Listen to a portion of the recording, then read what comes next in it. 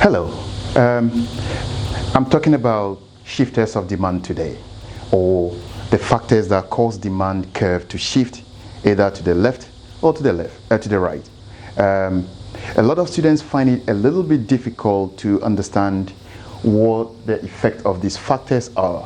For example, if income goes up, how is this going to affect demand, population increase or decrease, taste and preferences, price of related goods, and expectations. So let's have a look. Let's try to analyze this using some graphs. First of all, we have to remember that for this sort of analysis, price is held constant.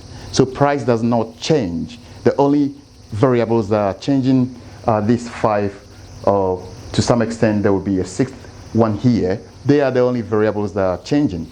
So let's put price as a constant variable on our graph. I'm gonna draw a curve, and because price is constant, I'm gonna have to draw a straight line. That means price doesn't change up or down. So I will say, for example, the price of let's say price of what a good that we are looking at, say Coca-Cola, is $1. And we want to find out if this price is held constant, what other variables are gonna cause the demand to change, either outward or inward. So let's start by looking at the original demand curve. So demand, let's call it demand naught, or D0 or D naught. So what normally would happen is if income of a group of people or society goes up, then people are gonna buy more of Coca-Cola. Yeah, it's true. Let's say, for example, you have a situation where income in the society has been very low. Then all of a sudden, the government increases the salary of government workers, and private sector also increases the salary of the workers. Then people would now be able to buy more of the Coca-Cola. So what will happen then is the demand curve is going to shift out to D1 from D0. So there's a shift here outward. Okay? So that's the analysis for the first one. Let's go to the second one, which is population. So let's think for a moment that the population of a particular city, town, or country has gone down. And this rarely happens, but let's say there's an exodus of people living in a particular town or city. Then the overall population in that community is going to be smaller than it was before. Another example is if there has been a natural disaster, say a tsunami or an earthquake, and that event has decreased the population of that community or society, then we will see a decrease in the demand for Coca-Cola. So what would happen then? The demand curve is going to shift backwards. So we will call that demand curve, so we call that D3. We can see there's a backward shift. So this is all we have to know. All these variables will follow the same trend in microeconomic analysis. So we have done income, we have done population. Let's look at the third factor that can affect the movement of the demand curve. So normally we listen to a lot of adverts these days, mainly on social media, Instagram, Facebook, or YouTube. So if that advert leads you to change your preferences, what you prefer to buy.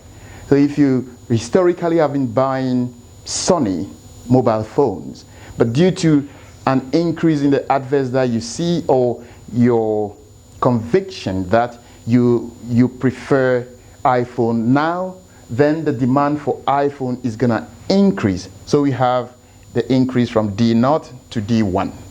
Okay? That's one way to look at it.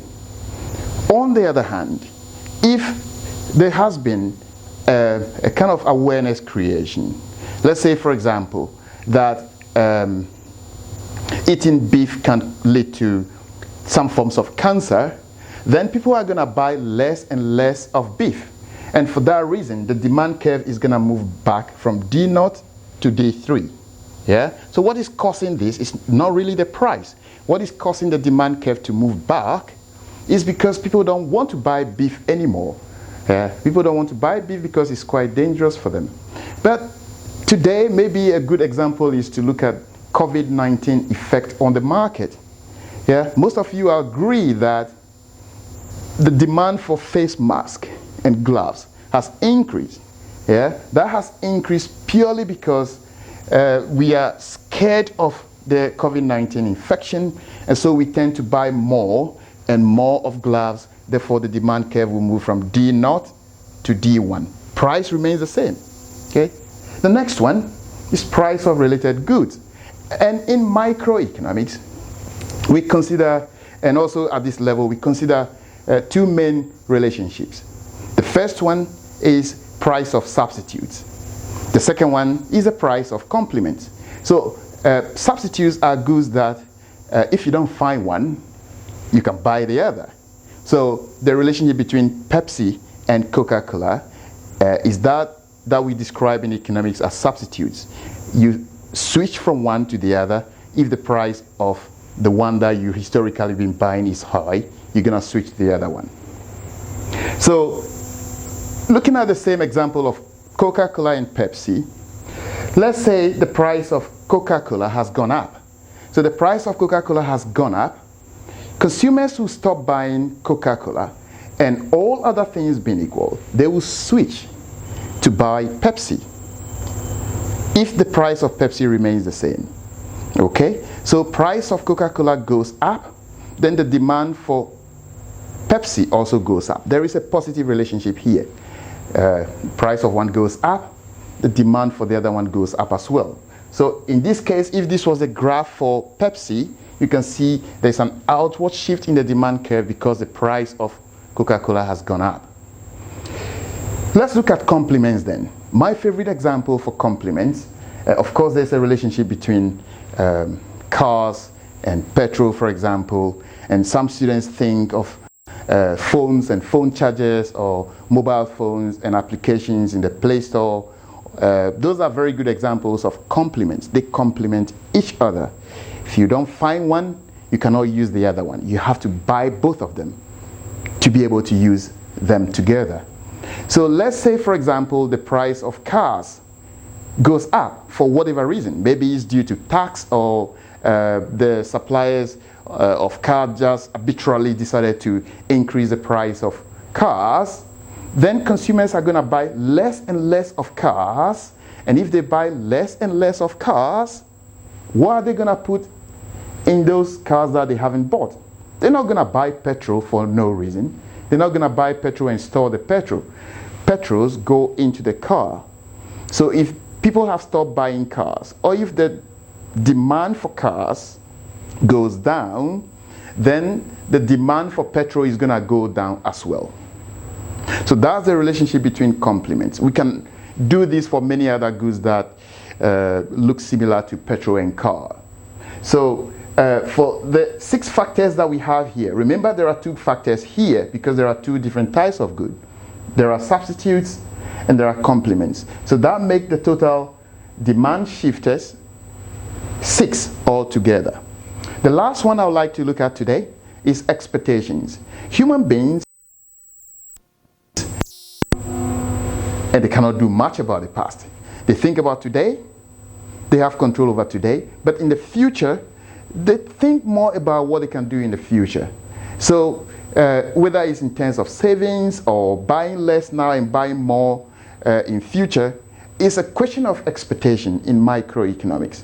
So here the idea is, if consumers believe, or if there has been an announcement that prices in future are going to rise, then consumers will buy more now to avoid the higher prices in future.